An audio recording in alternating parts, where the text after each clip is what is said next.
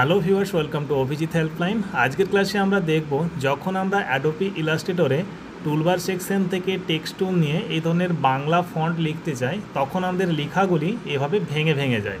আমরা যখন অন্য কোনো বাংলা সফটওয়্যার থেকে কোনো ডকুমেন্টকে লিখে নিই এবং সেই ডকুমেন্টটিকে কপি করে নিয়ে আমরা অ্যাডোবি ইলাস্ট্রেটরের মধ্যে এসে যখন টেক্সট টুল নিয়ে টাইপ করার জন্য যখন আর্টবোর্ডের মধ্যে ক্লিক করি এবং কিবোর্ড থেকে Ctrl+V করে ডকুমেন্টটি পেস্ট করলে আমরা দেখতে পাবো আমাদের ডকুমেন্টের মধ্যে থেকে একারটি উঠে যাচ্ছে।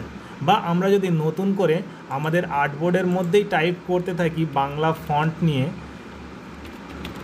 তখন আমরা দেখতে পাবো যে আমাদের ডকুমেন্টটি সঠিক লেখা থাকলেও যখন আমরা এই লেখাটির উপর ক্লিক করব আমাদের লেখাটি এখানে ভেঙে যাচ্ছে।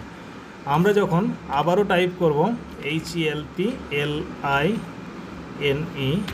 আমরা দেখতে পাচ্ছি আমাদের হেল্পলাইন লেখাটি এখানে ঠিক থাকলেও আমরা যদি ক্লিক করি বাংলা ফন্টটি আমাদের ভাঙা ভাঙা অবস্থায় আসছে। তো এই ফন্টগুলিকে সঠিকভাবে লেখার জন্য আমরা অ্যাডোবি ইলাস্ট্রেটরে একটি সেটিংস করে নেব।